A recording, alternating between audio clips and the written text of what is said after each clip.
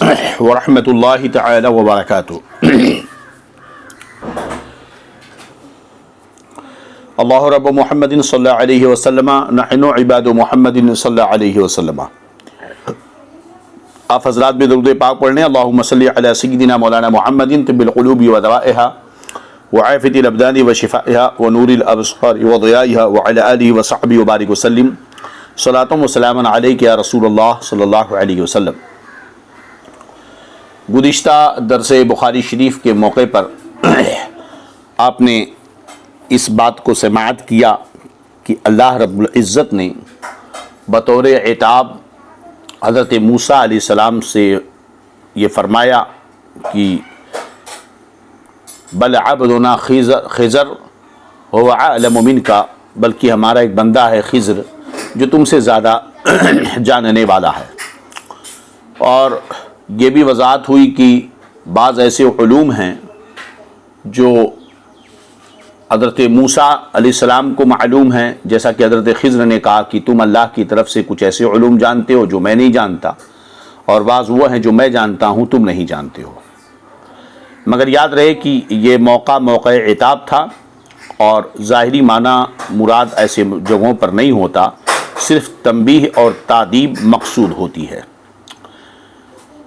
اور یہ کہ علماء اور ارباب کمال کو یہ تنبیہ ہے کہ اپنے علم پر، اپنے فضل پر کبھی بھی اطراء نہ گھمنڈ نہ کریں، بلکہ تواضع اور انکساری کو اختیار کریں۔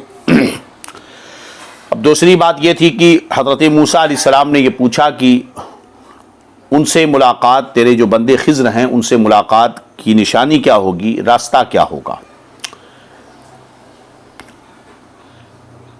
چنانچہ اللہ رب العزت نے ارشاد فرمایا کہ مجمع البحرین میں میرا وہ بندہ رہتا ہے جہاں ملاقات ہوگی۔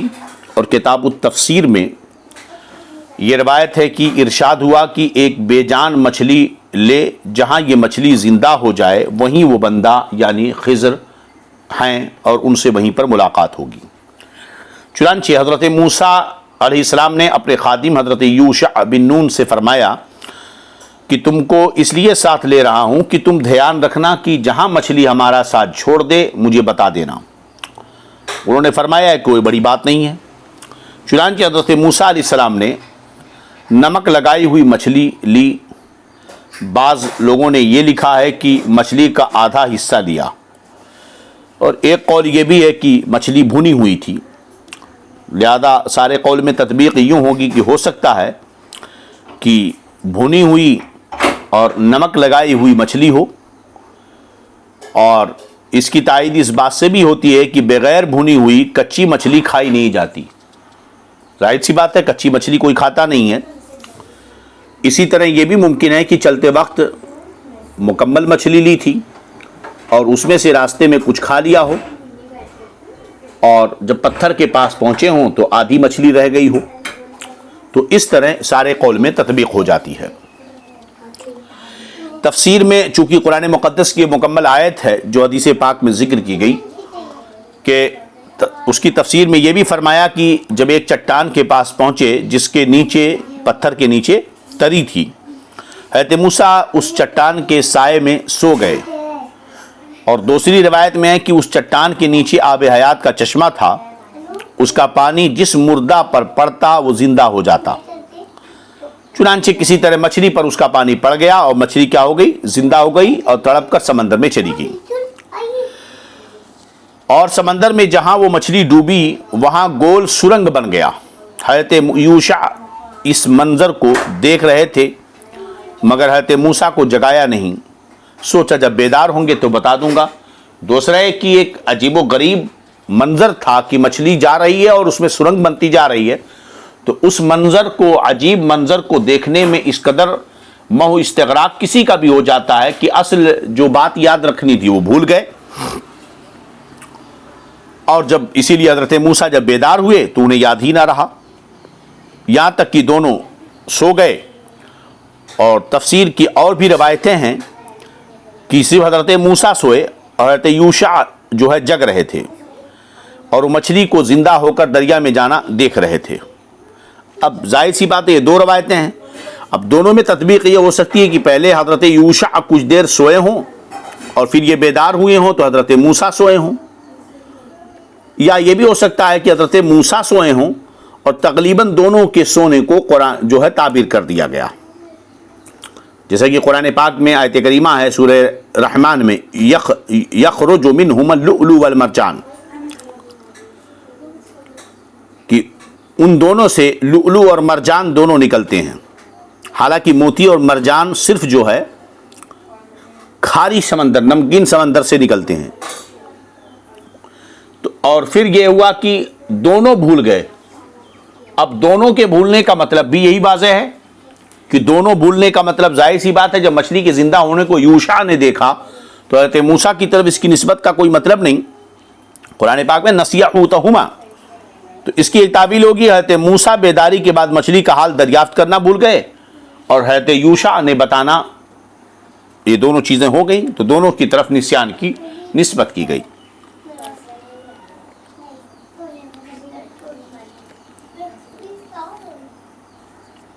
چلیے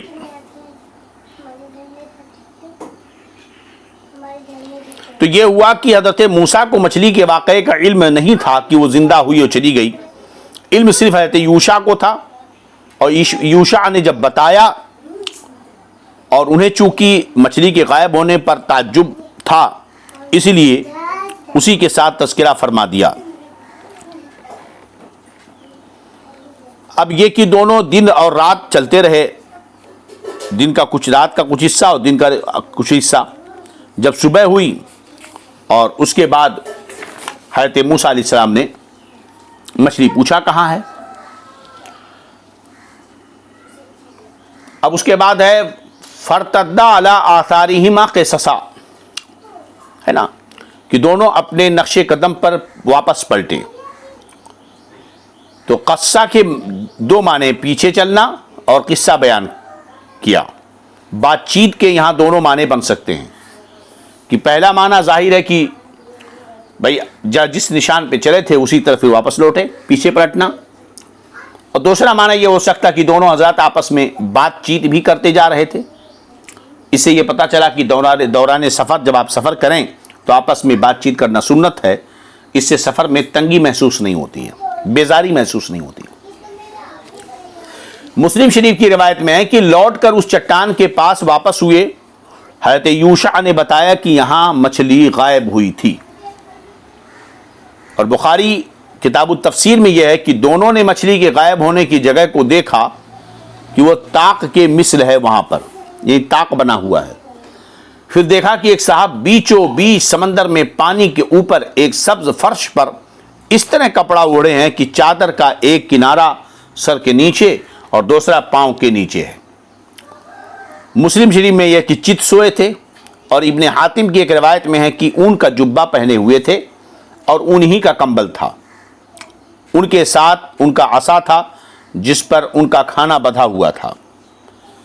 چنانچہ ابن حاتم کی ایک روایت یوں بھی ہے کہ دونوں اس سوراخ میں تشریف لے گئے جو مچھلی بناتی گئی تھی، اور پانی جم کر کیا ہو گیا تھا، سخت ہو گیا تھا۔ کہاں پہ؟ جزیرۃ البحر کے اندر۔ پہلے تو دیکھا کہ حضرت خضر سبز فرش پر کھڑے بیچوں بیچ سمندر میں نماز پڑھ رہے ہیں، ایک روایت یہ بھی ہے۔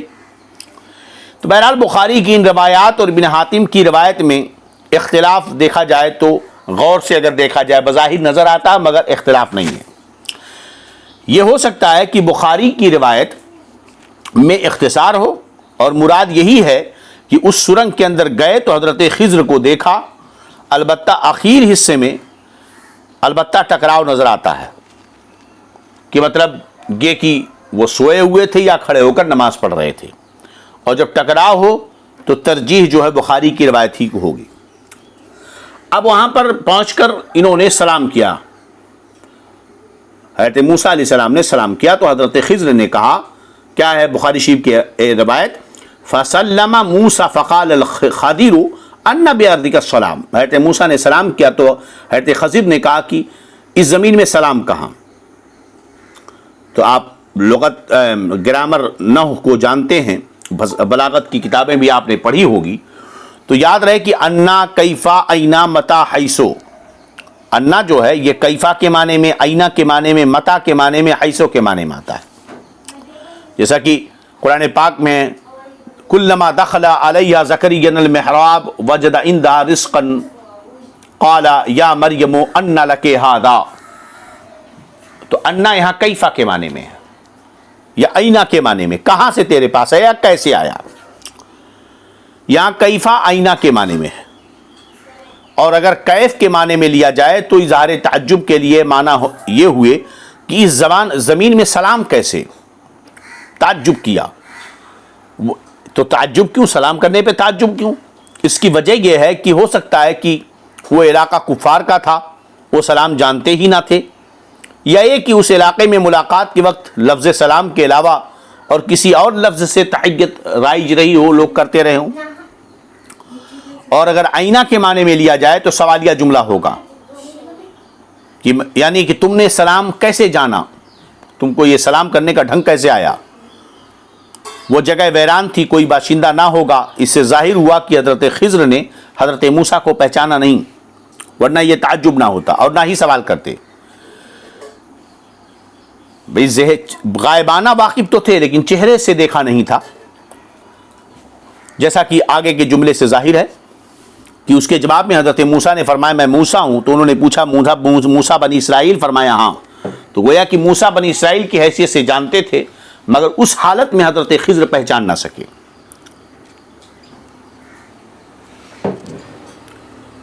بعض تفسیر میں یہ بھی جو اسی تفسیر میں بخاری کی یہ جتنا زائد ہے کتاب التفسیر میں جب یہ روایت ہے کہ اس کے بعد حضرت خضر نے پوچھا کہ آپ کا کیا حال ہے، کس لیے تشریف لائے؟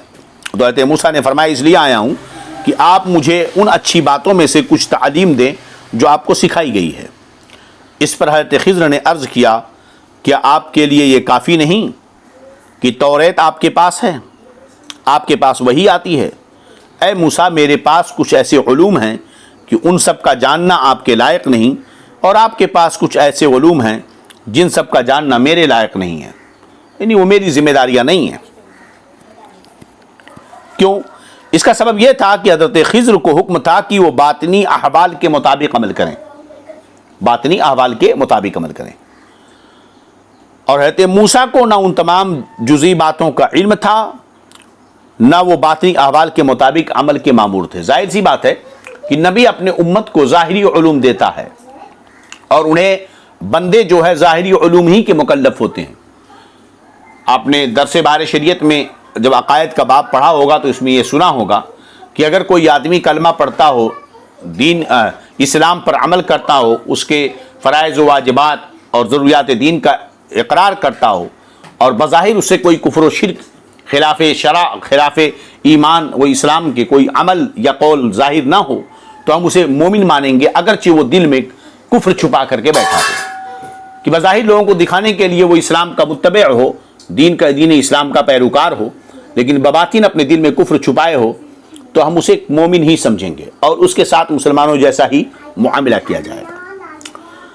اور اسی طرح اگر کوئی شخص اپنے گھر کے اندر بند کمرے میں پوشیدہ طور پر ایمان کو مانے، استقامت رکھے، ضروریات دین کا اقرار کرے، فرائض و واجبات پر عمل کرے، وحدانیت کا عقیدہ رکھتا ہو، رسالت کا اقرار کرتا ہو، مگر وہ گھر کے باہر لوگوں کے درمیان وہ اس سے کوئی بھی عمل ضروریات دین کے ماننے کا نہ ہو، بظاہر وہ اسلام پر عمل نہ کرتا ہو، تو اب اس کے ساتھ ہم کافروں جیسا ہی معاملہ کریں گے. وہ عند اللہ مومن ہے مگر عند الناس وہ کافر ہے. لیکن اب ہمیں حکم جو ہے چونکہ ظاہر پر ہمیں عمل کرنا ہے، نہ کہ باطن پر. باطن کا معاملہ اللہ بہتر جانے. تو حضرت موسیٰ علیہ السلام جو ہے وہ باطنی احوال پر عمل کے لیے مامور نہیں تھے، بلکہ وہ ظاہری احوال کے مطابق عمل پر مامور تھے. چنانچہ حضرت خضر کا منشا یہ تھا کہ میں باطنی احوال کے مطابق عمل کروں گا جنہیں بظاہر آپ خلاف شرع پائیں گے، اور چونکہ آپ نبی مرسل ہیں اس لیے آپ مجھے روکیں گے، مجھ پر اعتراض فرمائیں گے. صبر نہ کرنے سے یہی مراد ہے کہ آپ مجھے ضرور ٹوکیں گے، اور ظاہر سی بات ہے یہ ان کی ذمہ داری ہے کہ وہ صبر نہ کریں. خلاف شرع جو نبی مرسل ہیں تو خلاف شرع جب عمل کریں دیکھیں تو ان پر لازم ہے کہ وہ صبر نہ کریں بلکہ ٹوکیں. پھر اس کے بعد کیا ہے کہ دونوں یعنی حضرت موسیٰ اور خضر چلے، ہے نا، ساتھ میں مل کر. جب اقرار و عہد ہو گیا کہ حضرت موسیٰ، خضر نے کہا تم صبر نہیں کرو گے، انہوں نے کہا کہ میں صبر کروں گا. فرمایا کہ میرے کسی معاملے پر اعتراض نہیں کرنا جب تک کہ میں وہ تمہیں نہ بیان کروں. یہی ہے نا کہ جب تک میں تمہیں نہ بتا دوں تب تک تم مجھ سے جو ہے کوئی سوال نہ کرو گے. چلیے، تو اب دونوں چلے، یہ ہے روایت. اس سے یہ وہم ہوتا ہے کہ حضرت یوشع ان کے ساتھ نہیں تھے، کیونکہ اگر یوشع کو ملا لو تو یہ 3 ہو گئے، لیکن یہاں فَكَلَّمُوهُمْ کی جمع کا صیغہ استعمال کیا گیا ہے نا. فحمل، یہ ہے نا کہ جب فَانْطَلَقَا يَمْشِيَانِ عَلَى سَاحِلِ الْبَحْرِ، دونوں پیدل چلتے رہے سمندر کے کنارے. لَيْسَ لَهُمَا سَفِينَةٌ، ان کے پاس کوئی کشتی نہیں تھی. فَمَرَّتْ بِهِمَا سَفِينَةٌ، ان کے پاس سے کشتی گزری. فَكَلَّمُوهُمْ، تو ان لوگوں نے فَكَلَّمُوهُمْ، ان سے ان لوگوں نے بات کی سوار کرنے کے لیے. تو یہاں دیکھو جمع کا صیغہ استعمال فرمایا. تو اسے پہلے تو یہ پتا چلتا ہے کہ 2 تھے، یوشع نہیں تھے، لیکن جب کلموہم کا صیغہ جمع کا، اس سے ثابت ہوتا ہے کہ 3 آدمی تھے، اور تیسرے سوائے حضرت یوشع کے اور کوئی نہیں. اب سوال یہ کہ پہلے 2 کا ذکر کیوں کیا، تثنیہ کا صیغہ کیوں استعمال فرمایا؟ تو تثنیہ کا صیغہ اس لیے استعمال فرمایا کہ حضرت یوشع کی حیثیت خادم اور تابع کی تھی. ابن حاتم کی روایت میں یہ ہے کہ دریا میں ایک کشتی جاتی ہوئی نظر آئی تو حضرت خضر نے آواز دی اور فرمایا کہ اور سواروں نے جو کرایہ دیا ہے ہم لوگ اس کا دونا دیں گے. کشتی کے سواروں نے کشتی کے مالک سے کہا اس خوفناک جگہ یہ لوگ ہیں کہ کہیں چور نہ ہوں. کشتی کے مالک نے کہا میں ان دونوں کے چہروں پر نور دیکھ رہا ہوں، اور ان کو بغیر کرائے کے کشتی کے مالک نے سوار کر لیا. چلیے،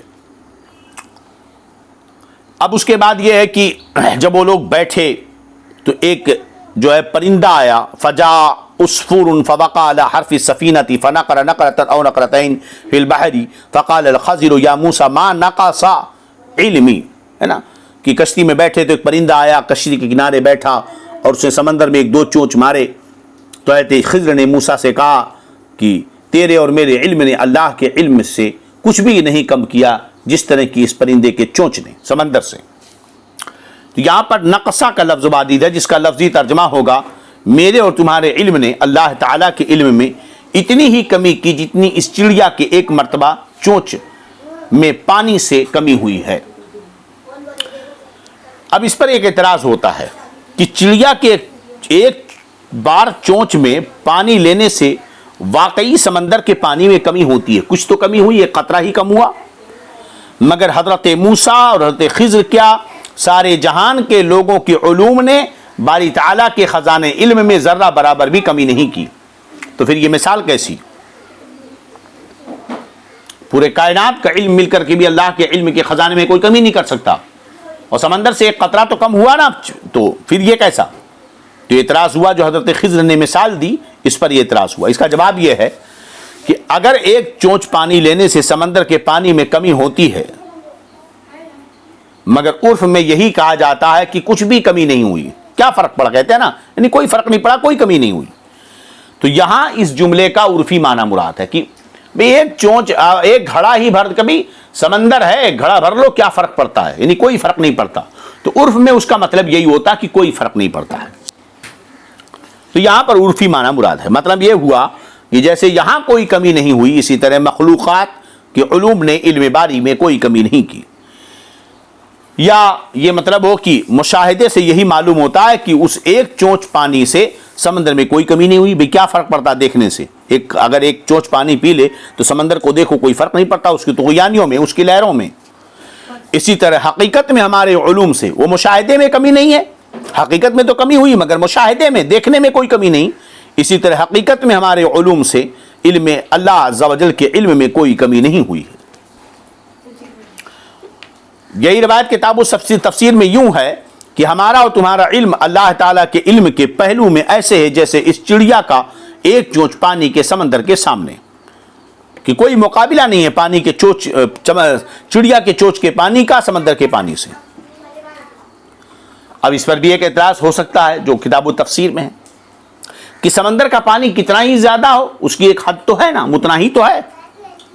کیا مثال دیا کہ جس طرح چڑیا کے چوچ میں جو پانی ہے اور سمندر کا پانی ہے، ان دونوں میں کوئی مناسبت نہیں ہے۔ کوئی کہے بھئی میرے پاس اگر یہ کہے کہ چڑیا کے منہ میں ایک قطرہ پانی ہے تو سمندر کے مقابلے میں اس کی حیثیت کیا ہے؟ تو اسی طرح ہمارے پاس جو علم ہے اللہ کے علم کے مقابلے میں اس کی کوئی حیثیت نہیں۔ تو سوال یہ پیدا ہوا کہ پرندے کے چوچ میں جو پانی ہے اس کی بھی ایک حد ہے اور سمندر کے پانی کی بھی حد ہے، اتنا ہی ہے، کتنا ہی زیادہ ہو مگر اس کی ایک حد ہے۔ اور ایک چونچ پانی کو سمندر سے جو نسبت ہے وہ کیا ہے؟ متناہی کی متناہی سے نسبت، متناہی کی متناہی سے نسبت ہے، یعنی جس کی کوئی حد ہو۔ ادھر بھی حد ہے کہ ایک قطرہ، ادھر اگرچہ کثیر ہے مگر اس کی بھی کوئی حد ہے۔ بات سمجھ میں آ رہی ہے؟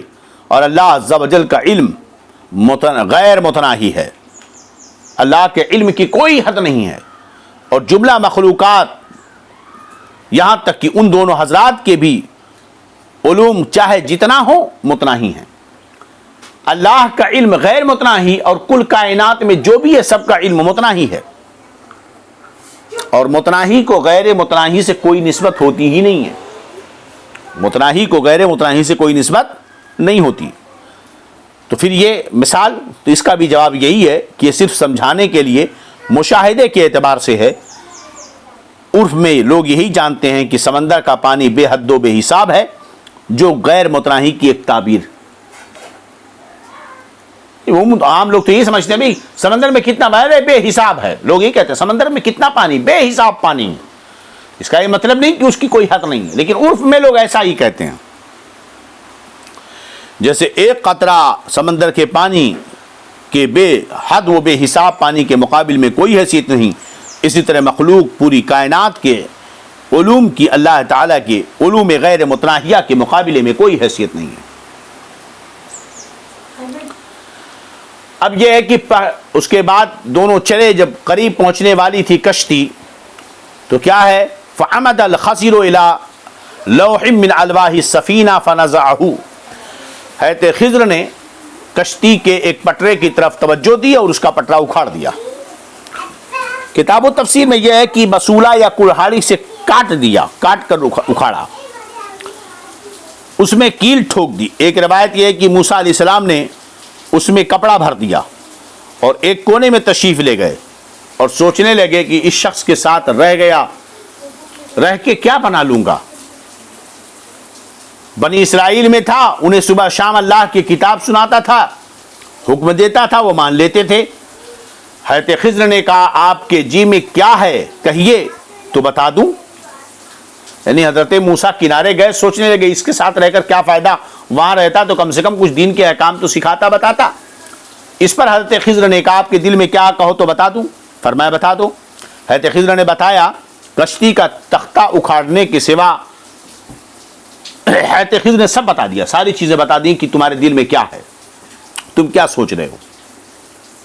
کشتی کا تختہ اکھاڑنے کے سوا حضرت موسیٰ کے اور کسی نے نہیں دیکھا تھا۔ حضرت خضر نے جب تختہ اکھاڑا تھا تو صرف حضرت موسیٰ نے دیکھا تھا اور کسی نے نہیں دیکھا تھا، ورنہ اگر سب دیکھتے تو تختہ اکھاڑنے دیتے؟ ہرگز نہیں اکھاڑنے دیتے۔ چلیے خیر، کشتی سے اتر کر یہ لوگ سمندر کے ساحل پر جا رہے تھے کہ دیکھا کہ 10 بچے کھیل رہے ہیں۔ کتنے بچے؟ 10 بچے کھیل رہے ہیں۔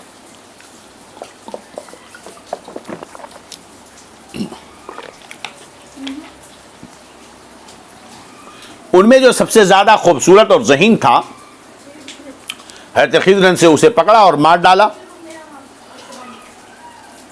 بخاری شریف کتاب التفسیر میں اس کا نام ذکر کیا گیا ہے، اگر مکمل چلتی رہی تو انشاءاللہ وہ بھی ذکر آئے گا۔ اس کا نام جیسور بتایا ہے، اور ایک قول میں ہے کہ اس کا نام جیسون تھا۔ اچھا یاد رہے کہ مار ڈالنے کی بھی کیفیت میں روایتیں مختلف ہیں۔ یہاں ہے کہ اس کے سر کو اکھاڑ لیا، ہے نا، اس کے سر کو اکھاڑ لیا۔ کیا ہے؟ فَأَخَذَ الْخَضِرُ بِرَأْسِهِ مِنْ أَعْلَىٰ فَقَطَعَ رَأْسَهُ بِيَدِهِ، حضرت موسیٰ نے اس کے سر کو اوپر سے پکڑا اور اکھاڑ لیا اپنے ہاتھ سے۔ کہ یہاں پر تو سر کو اکھاڑنے کا ہے۔ دوسری روایت میں ہے ہاتھ سے اس طرف اشارہ کیا جیسے میوے توڑے جاتے ہیں، سر اس کا اکھڑ گیا۔ ایک روایت میں لٹا کر چھری سے ذبح کر ڈالا، اور ایک روایت میں ایک بڑا پتھر لے کر اس کے سر پر دے مارا، ایک روایت میں کہ اس کا سر دیوار سے پٹک دیا۔ اب یہ روایتیں تو مختلف ہوئیں، تو اس میں تطبیق کر دی جائے تو بہتر ہے۔ ساری روایتوں کا ماحصل یہ ہوگا کہ یہ سب ہوا ہوگا وہ اس طرح کہ پہلے اس کے سر پر پتھر مارا جس سے وہ گر پڑا، پھر چھری سے ذبح کر کے اس کے سر کو تن سے جدا کیا، اور اس کے بعد پھر دیوار پر دے مارا۔ ایسا کیوں ہوا؟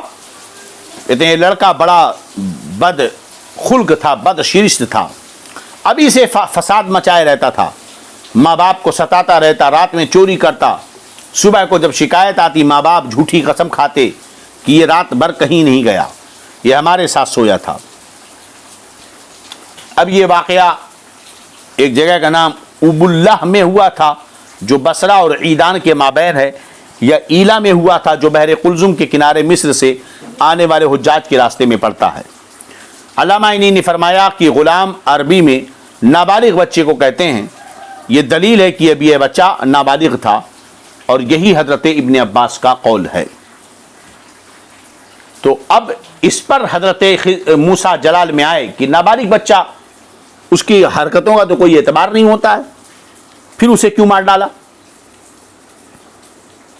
بہرحال آپ نے اگر رات میں درس سیرت انبیاء میں شرکت کی ہوگی تو اس میں یہ بتایا ہم نے تفسیر کے حوالے سے کہ اس کی جو ہے تقدیر میں ہے نا، اللہ کے علم میں اس کا وہ کافر لکھا ہوا تھا، مہر تھی اس کے دل پر کافر کی۔ تو اگر وہ بڑا ہوتا تو خود کفر کرتا اور اپنے ماں باپ کو بھی کفر کی طرف لے جاتا، حالانکہ ماں باپ اس کے بڑے نیک تھے، اس لیے ایسا رب کے حکم سے حضرت خضر نے کیا۔ بہرحال اس کے بعد پھر چلے، ایک بستی میں پہنچے۔ ہم نے وہاں بتایا تھا کہ یہ بستی انطاکیہ تھی، جیسا کہ ابن عباس رضی اللہ عنہ نے فرمایا۔ یہاں یہ حضرات کب پہنچے تھے؟ سورج ڈوبنے کے بعد پہنچے۔ قریب میں کوئی بستی ایسی بستی نہیں تھی اور جاڑے کی رات تھی۔ ان حضرات نے اسی دیوار کے پیچھے جا کر قیام کیا۔ یہ دیوار اتنی جھکی تھی کہ بستی والے اس سے بچ کر چلتے تھے، جو دیوار سیدھی کرنے کا واقعہ ہے۔ حضرت خضر نے جب دیکھا کہ دیوار خطرناک ہے تو اسے سیدھی کر دیا۔ عام روایتوں میں یہی ہے کہ ہاتھ سے سیدھی کر دی، اور ایک روایت میں کہ ستون لگا کر سیدھی کر دی۔ حضرت ابن عباس رضی اللہ عنہ نے فرمایا کہ اسے ڈھا کر بنانے لگے۔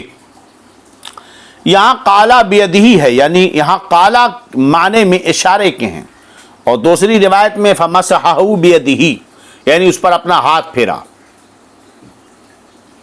تو بہرحال دونوں کی تطبیق یہ ہوئی کہ ہاتھ سے سیدھا کر دیا۔ تو روایت راجح یہی ہے کہ ہاتھ لگا کر اسے سیدھی کر دیا، دیوار سیدھی ہو گئی۔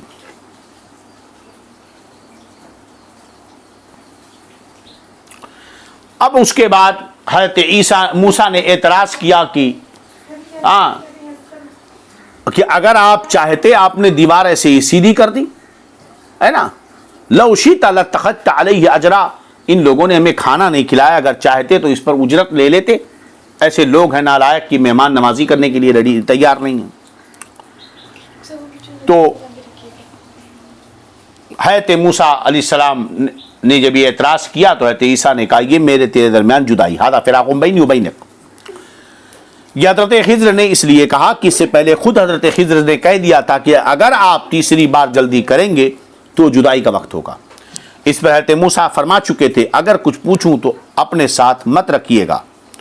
اسی لیے کتاب التفسیر میں ہے کہ پہلی بار حضرت موسیٰ کا سوال نسیاناً تھا، جیسا کہ حضور صلی اللہ علیہ وسلم کا ارشاد ہے، اور دوسری بار بطور شرط تھا، اور تیسری بار قصداً تھا۔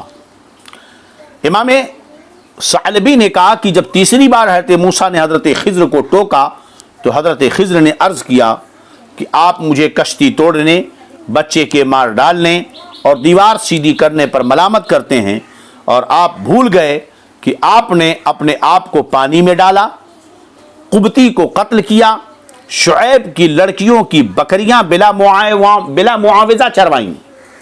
دیکھو وہی تینوں کام یہاں ہوئے ہیں۔ بھئی آپ کشتی توڑنے پر مجھ پر اعتراض کر رہے ہیں، حالانکہ آپ کو پانی میں ڈالا گیا، خود جب پیدا ہوئے تو فرعون کے قتل کے ڈر سے آپ کی ماں نے آپ کو ایک کشتی نما ڈبے میں بند کر کے دریا میں ڈالا، اور بچے کے مارنے پر اعتراض کرتے ہیں، حالانکہ آپ نے قطبی کو ایک ہاتھ مارا وہ مر گیا، حالانکہ اس کی بھی کوئی غلطی نہیں تھی، اور شعیب کی لڑکیوں کی بکریاں آپ نے چرائیں اور اجرت نہیں لی مہر کے طور پر، اور یہاں پر ہم نے جو دیوار سیدھی کر دی بغیر اجرت کے، ہے نا۔ چلیے خیر، سبحان اللہ سبحان اللہ۔ بہرحال ان ساری چیزوں کی وجوہات بھی حضرت خضر نے بتائیں۔ اب اس لمبی چوڑی طویل حدیث پر جو بحث ہو گئی، افادہ عامہ کے لیے ذرا علمی چستیاں ہو گئیں، کچھ علمی افادے جسے آپ نے عام زبان میں آپ جنرل معلومات کہتے ہیں، مگر افادے سے خالی نہیں، فائدے سے خالی نہیں، جو ایمان کی تقویت اور انبیاء کرام کی عظمتوں پر ڈال ہے۔ اب اس سے چند مسائل سمجھ میں آتے ہیں، یہ کہ علم حاصل کرنے کے لیے یا کسی بھی بھلائی کو حاصل کرنے کے لیے سفر جائز ہے، بلکہ یہ انبیاء کی سنت ہے، اگرچہ یہ سفر دریا کا ہو۔ اب اسی پر قیاس کرتے ہوئے ہوائی سفر کا بھی جواز ثابت ہوتا ہے۔ دوسرا مسئلہ یہ کہ سفر کے لیے زیادہ راہ رکھنا جائز ہے، کھانا پہلے لے لینا اچھا ہے، بلکہ اس دور میں اور بہتر ہے، اور سب سے عمدہ زیادہ راہ کیا ہے راستے میں کھانا؟ مچھلی ہے۔ بعد مشائخ نے یہ فرمایا کہ جس سفر میں کھانے کا زیادہ راہ مچھلی ہوگی وہ سفر کامیاب ہوگا، لہذا جب کبھی سفر کو نکلیں تو مچھلی ضرور رکھ لیں۔ اور یہ کہ اساتذہ اور مشائخ کے ساتھ باادب رہنا چاہیے، ان پر اعتراض ہرگز نہ کرنا چاہیے، ان کی جو بات سمجھ میں نہ آئے اس پر اعتراض نہ کرنا چاہیے، اس کی اچھی تعویل کرنی چاہیے، اور اگر اگر بشری تقاضے کے تحت کوئی بات ہو جائے جس سے استاذ کو شیخ کو تکلیف ہو تو ان سے عذر خواہی ہونی چاہیے، عذر کرنا چاہیے۔ ہاں اگر کوئی مسئلہ سمجھ میں نہ آئے تو باادب ہو کر اسے پوچھنا چاہیے۔ اور یہ کہ انبیاء کرام اولیاء اعدام کے لیے ما فوق الفطرت قوتیں ثابت ہیں جو عام انسانی طاقت کی دسترس سے باہر ہیں، جن چیزوں پر عام انسان قادر نہیں ہوتے، نہ کسی آلے کے ذریعہ، نہ کسی سسٹم کے ذریعہ، نہ کسی سائنس کے ذریعہ، ایسی چیزوں پر انبیاء کرام اولیاء کرام کو اللہ تعالیٰ قوت و قدرت عطا فرماتا ہے۔ اور یہ کہ ضرورت پر کھانے اور پینے اور دیگر ضروریات کا سوال جائز ہے، اور مزدوری پر کام کرنا بھی جائز ہے۔ بہتر تو یہ کہ بھیک مانگنے سے بہتر ہے کہ مزدوری پر کچھ کما کھا لے۔ نیز یہ کہ حکم ظاہر پر ہوگا جب تک حقیقت حال کھل کر سامنے نہ آ جائے، جو ظاہر نظر آتا ہے حکم اسی پر دیا جائے گا۔ اور یہ کہ جب دو خرابیاں اکٹھا ہوں تو جو ان میں سے ہلکی ہو اسے اختیار کرے۔ جب دو خرابیاں سامنے آ جائیں تو چاہیے اب دونوں کے علاوہ بچنے کا کوئی راستہ نہیں، یا تو یہ کرو یا تو وہ کرو، تو جو سب سے ہلکا ہو اس پر عمل کیا جائے۔ اور یہ کہ شریعت کی ہر بات کو تسلیم کرنا واجب ہے، اگرچہ یہ ہماری یا کسی کی بھی سمجھ میں آئے یا نہ آئے، جو شریعت کا حکم ہے اس کو ماننا ضروری ہے۔ اور یہ کہ عقل نقل کے تابع ہے، نقل عقل کے تابع نہیں، یعنی جو قرآن مقدس احادیث طیبہ سے نقل ہوتے صحابہ سے آ رہا ہے، اپنی عقل کا گھوڑا وہاں دوڑا کر کاٹنا نہیں چاہیے، بلکہ جو نقل آ گئی ہم اس پر عمل کریں گے، اپنی عقل کو اس کے تابع کریں گے، اگرچہ وہ ہماری سمجھ میں آئے یا نہ آئے۔ یہ نہیں کہ ہم اپنی عقل سے جو نقل ہم تک پہنچی ہے، احکام پہنچے، اس میں ہم تعویلیں کرنے لگیں۔ تعویل اگر جائز ہے تو ٹھیک ہے، ورنہ تحریف کہلائے گی۔ کچھ لوگ ہیں نا ایسے جو نہیں مانتے، کہتے ہیں ہماری سمجھ میں یہ کیسے ہو سکتا ہے، یہ کیسے ہو سکتا ہے۔ مثال کے طور پر اگر عورتیں یہ کہیں کہ اسلام میں جتنے احکامات ہیں سب مردوں ہی کے حق میں، عورتوں کے حق میں نہیں ہیں، اس لیے ہم اسلام کو تو مانتے ہیں مگر ان احکام کو نہیں مانتے جن میں عورتوں کو جھکا کر دبا کر رکھا گیا۔ بلا شبہ ایک عورت دعویٰ کر سکتی ہے کہ بچے ہم پیدا کرتے ہیں، ایک عورت دعویٰ کرتی ہے کہ بچے ہم پیدا کرتے ہیں، مرد تھوڑی پیدا کرتا ہے. تو کیا یہ عورت اس چیز کو کیوں بھول جاتی ہے کہ اگر مرد نہ ہو تو کیا عورت خود بچے پیدا کر سکتی ہے؟ نہیں پیدا کر سکتی ہے. تو گویا کی عورت محتاج ہے بچے کی پیدائش میں مرد کی، اسی طرح مرد محتاج ہے عورت کا. اسی طرح بہت سارے امور ہیں. اب عورت کی سمجھ میں آئے یا نہ آئے، چونکہ نقل سے یہ ثابت ہے، قرآن نے فرما دیا الرجال قوامون علی النساء، مرد عورتوں پر حاکم ہے اور حاکم کو بلا شبہ فوقیت حاصل ہوتی ہے. اب کوئی عورت یہ عقل کے گھوڑے دوڑائے کہ میں لائر بن سکتی ہوں، جج کورٹ میں بحث کر سکتی ہوں، میں خطاب کر سکتی ہوں، میں مسائل بتا سکتی ہوں، میں شاپنگ کر سکتی ہوں، مارکیٹ اور بزنس کر سکتی ہوں، کار ڈرائیونگ کر سکتی ہوں، گھوڑا دوڑا سکتی ہوں، ہتھیار چلا سکتی ہوں، جنگیں لڑ سکتی ہوں. تو بہت ساری ایسی عورتیں ہیں کہ مردوں سے آگے ہیں اس معاملے میں. لیکن اس کا یہ مطلب نہیں کسی ایک عورت کا دو چند عورتیں ہیں، مگر اکثر عورتوں کا حال تو یہی ہے. تو عقل نقل کے تابع ہے، نقل عقل کے تابع نہیں. ایمان کا مطلب کیا ہے؟ سر تسلیم خم کر لینا، جھکا لینا. آمنا، ہم نے سر جھکا لیا، جو آپ نے کہا اس پر ہم نے عمل کیا. نبی کریم صلی اللہ علیہ وسلم نے یہ فرمایا کہ اے عورتیں تم ناقص العقل اور ناقص الدین ہو. عورتیں نے تسلیم کر لیا، حالانکہ وہ عورتیں بھی جانتی تھیں کہ وہ جنگوں میں شریک ہوتی تھیں، گھوڑ سواری جانتی تھیں، بڑے بڑے کام کر لیا کرتی تھیں، مگر ان لوگوں نے تسلیم کیا. تو یہ ہوتا ہے کہ عقل نقل کے تابع ہے. ہماری عقل کام آئے، نہ سمجھے نہ سمجھے، لیکن جو حکم شرع ہے اس پر ہمیں عمل ہونا چاہیے.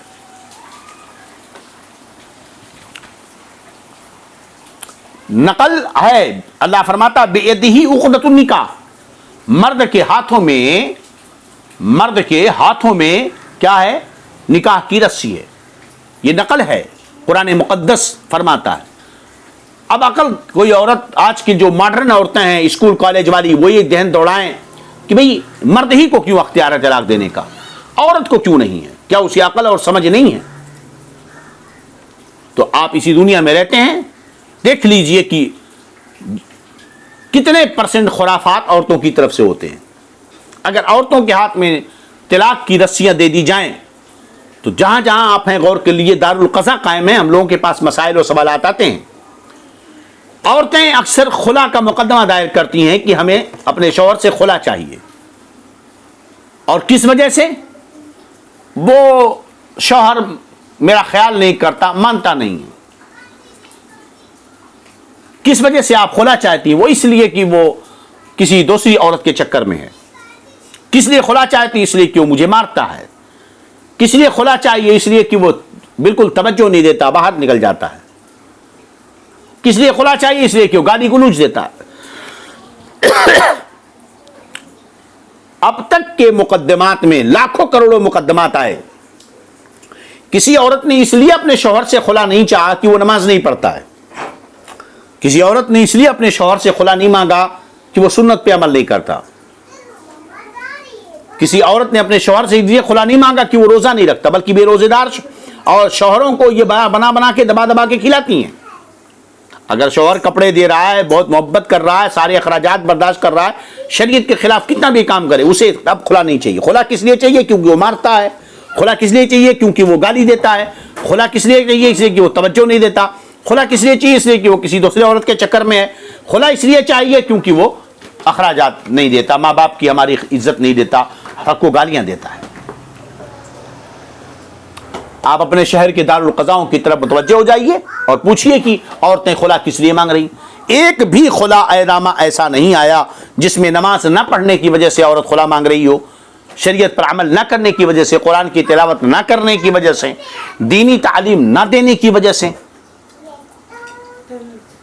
تو اب بتائیے اگر ان عورتوں کے ہاتھ میں طلاق کی رسی دے دی جائے تو پھر کیا نتیجہ ہوگا؟ تو دو عورتوں میں بہت کم تعداد ایسی ہے جو ان ساری خوبیوں کی مالک ہوتی ہے. اکثریت جو ہے ان کی جذبات اور کم عقلی کی طرف ہوتی ہے. اور مردوں میں بہت کم تعداد ہوتی ہے جو اس طرح کے ہوتے ہیں. البتہ اکثریت اس چیز کو سمجھتی اور بوجھتی ہے. बहरहाल तो नकल अकल जो है ये नकल के ताबे है। बस हमें अल्लाह पर ईमान लाया, अल्लाह का हुक्म है बेदी उक़दतुन निकाह, चाहे मर्द हो चाहे औरत हो। हमें ये देखना है कि शरीयत की जिस शरीयत ने औरत के इन हुकूक को पाबंद किया कि उनके हाथों में तलाक की रस्सी नहीं है, उन्हें हाकिम नहीं बनाया, उन्हें कमजोर बनाया, साबित किया, क्या उसने बस इतना ही रखा? नबी करीम सल्लल्लाहु अलैहि वसल्लम की बारगाह में एक शख्स आया, उसने कहा कि मेरे ऊपर सबसे बड़ा हक किसका? फरमाया तेरी माँ का। फिर पूछा किसका? कहा उसके बाद फिर तेरी माँ का। उसने फिर पूछा किसका? फरमाया तेरी माँ का। फिर पूछा किसका? कहा तेरे बाप का। तो 3 मरतबा फरमाया तेरी माँ का, तेरी माँ का, तेरी माँ का, फिर उसके बाद फरमाया तेरे बाप का।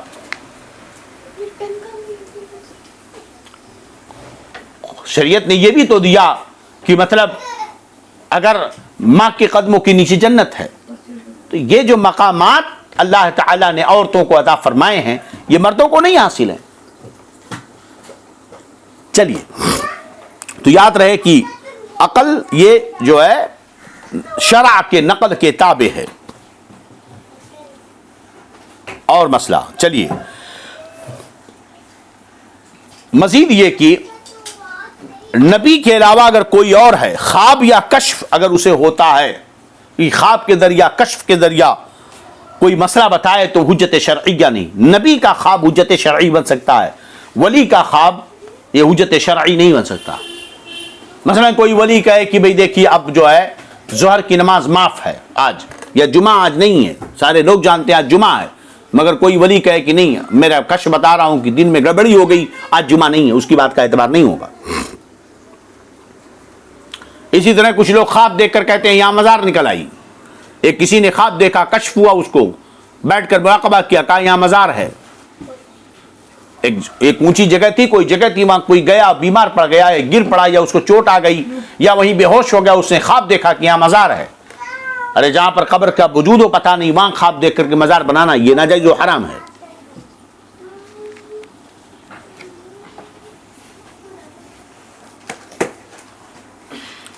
मजीद इस हदीस पाक से पता चला कि अक्सर माल या जिस्म बचाने के लिए जुज़ का बर्बाद करना या कटवा लेना जायज़ है।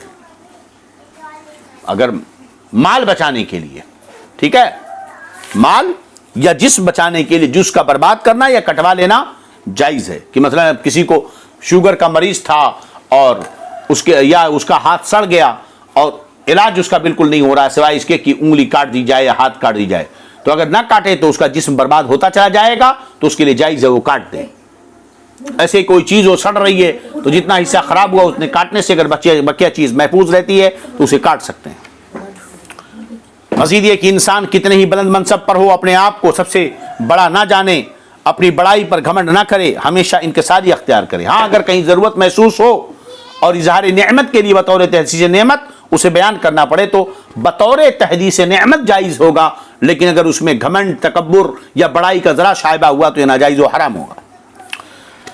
मज़ीद ये कि अंबिया किराम औलिया इज़ाम को अल्लाह ने इल्म गैब अता फरमाया है, और यह कि अल्लाह अज़्ज़ा व जल का इल्म और हर सिफत गैर मुतनाही है। अंबिया औलिया तमाम मखलूक़ात के उलूम व सिफ़ात मजमूई तौर पर भी मुतनाही हैं, अगरचे वो कितने ही ज़्यादा हों।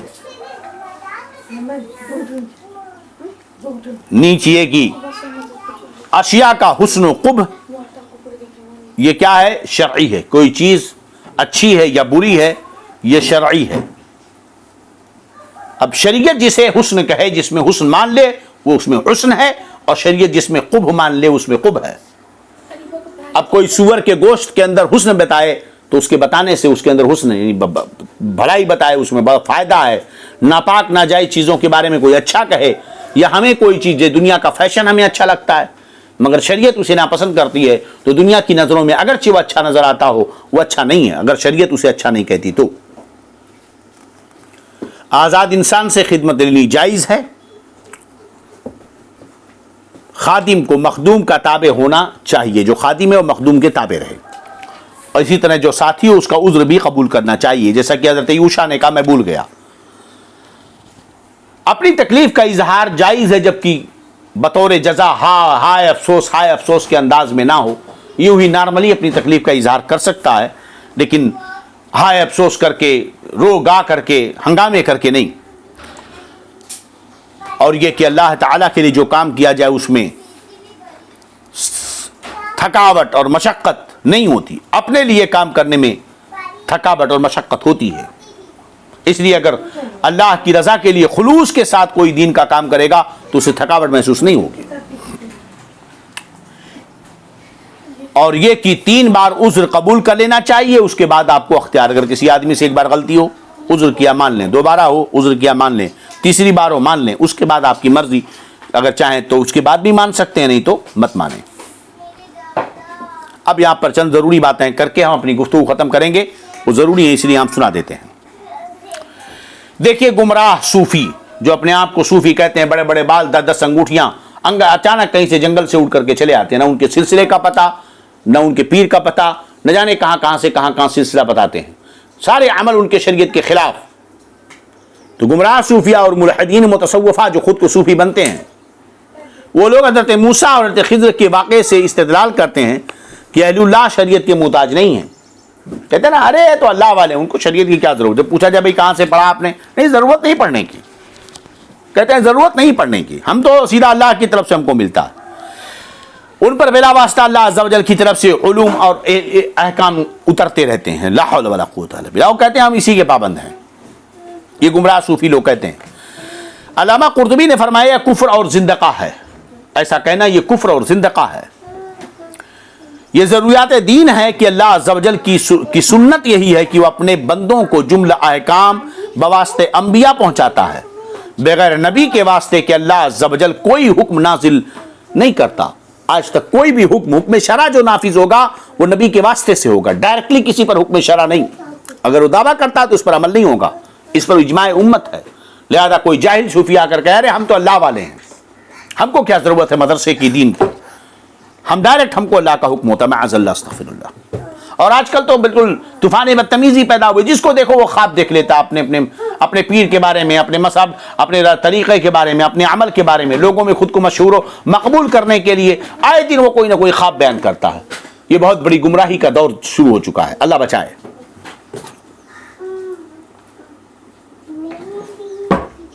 اس پر اجماع امت ہے کہ اللہ نے شریعت کو کوئی حکم نبی کے واسطے کے بغیر کسی کو نہیں دیا، اور یہی قرآن و حدیث سے ثابت ہے۔ شریعت کا مکلف ہر مسلمان عاقل بالغ ہے، جو اپنے آپ کو شریعت کے دائرے سے باہر جانے وہ کافر و زندیق ہے۔ لہذا یہ جو جاہل صوفیہ کہتے ہیں شریعت تو یہ علماء کے لیے، ظاہر بھی علماء کے لیے، عرفا کے لیے، معرفتی کے لیے، صوفیہ کے لیے شریعت کی ضرورت نہیں ہے، وہ گمراہ ہیں۔ وہ کہتے ہیں ہم تو اللہ تک پہنچ چکے، ہم کو کیا ضرورت ہے؟ وہ پہنچے ہیں مگر شیطان تک پہنچے، اللہ تک نہیں پہنچے۔ کسی کے باطنی علوم، اگر کسی کا علم باطن اگر شریعت کے مطابق ہے تو مقبول ہے، اور اگر اس کا باطن علم شریعت کے خلاف ہے تو مردود ہے۔ اور 10 انگوٹھیاں پہننا یہ شریعت کے خلاف، نمازیں نہ پڑھنا شریعت کے خلاف، لہذا ایسے لوگ پیر اور صوفی نہیں ہو سکتے۔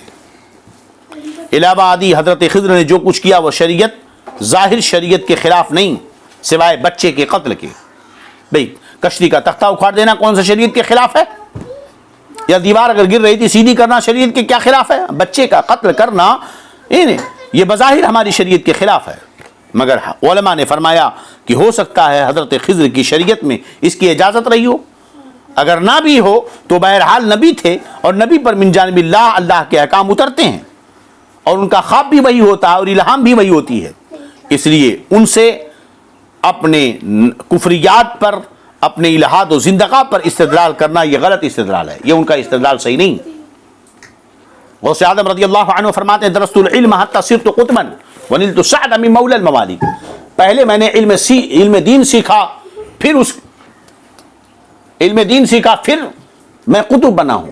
تو میرا تو قطبیت کوئی جاہل دعویٰ کرے یہ بہت بعید ہے۔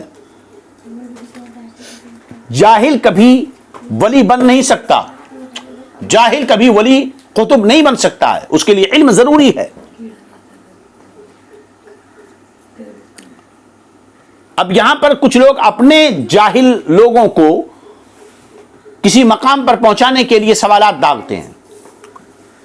یاد رہے کہ اللہ تبارک و تعالی جو کچھ علم عطا فرماتا ہے وہبی طور پر یا القاء فرما کر کے، وہ علم شریعت کے خلاف نہیں ہوتے جنہیں دیتا ہے، مگر کچھ نہ کچھ تو رمق ایسے نہیں کہ یہ ہوا کہ وہ علم میں جد و جہد کرتے ہیں اور من جانب اللہ تبارک و تعالی انہیں مقام علمی عطا فرماتا ہے۔ یہ نہیں کہ کوئی جاہل اٹھ کر بیٹھ جائے، جبہ امامہ پہن لے، امیر پیر بن جائے اور اس کے بعد کہے مجھے وحی ہوئی، مجھے الہام ہوا ہے، مجھے وہ بھی علم عطا کیا گیا ہے۔ کچھ تو اس کی طرف سے جد و جہد ہو طلب علم کی طرف، ورنہ حدیث کی فضیلت کا مطلب کیا ہوگا کہ علم حاصل کرو، تو جب بیٹھ کر گھر میں الہام کے ذریعہ علم حاصل ہوا تو علم حاصل کرو کا مطلب کیا ہوا؟ کہاں گئے؟ پوری دنیا کیا پاگل ہے جو مدارس کا قیام کرتی ہے؟ ہاں، جو لوگ طلب علم کی طرف کوشش کرتے ہیں یا ان کے ارد گرد ایسے لوگ ہوتے ہیں جو انہیں علوم سکھاتے ہیں، تو اللہ تبارک و تعالیٰ انہیں کچھ لوگوں کو تھوڑی سی محنت میں بہت کچھ عطا فرماتا ہے، یہ اس کا فضل ہوتا ہے۔ ذالک فضل اللہ یؤتی من یشاء، جیسے سیدی اعلیٰ حضرت امام محمد رضا خان علیہ رحمت و رضوان محدث بریلوی علماء فرماتے ہیں کہ ان سے پہلے 200 سال اور اب تک ان جیسا کوئی عالم پیدا نہیں ہوا۔ تحقیق اور ریسرچ آج تک جاری ہے، 400 علوم سے زائد پر امام احمد رضا محدث بریلوی کو اللہ تعالیٰ نے مہارت تامہ عطا فرمائی تھی۔